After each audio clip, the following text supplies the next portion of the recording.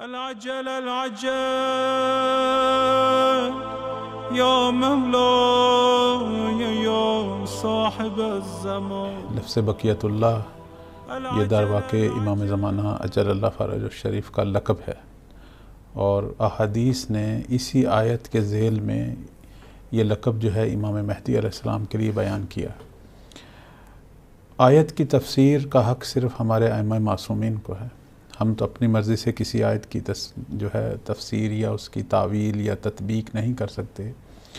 یہ پیغمبر اسلام اور ان کے پاکیزہ اوصیاء ہیں جنہوں نے بتایا کہ بقیت اللہ جو ہے اس کا کامل ترین مصداق اور اس کی حقیقی جو تصویر ہے وہ مہدی زہرا صلوات اللہ علیہ۔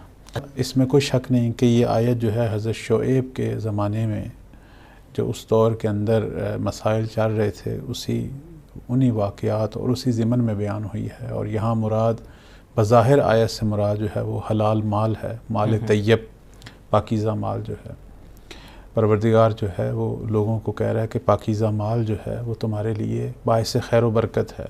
حرام مال یا حرام طریقے سے اگر کوئی لقمہ لاؤ گے تو وہ باعث جو ہے وہ عذاب بھی ہے، دنیا کے اندر بھی بیماریوں اور مختلف قسم کی پریشانیوں کا باعث ہے۔ بقیت اللہ کا لفظی معنی کریں تو اس کا مطلب ہے کہ اللہ کا باقی ماندہ، اللہ کا ذخیرہ۔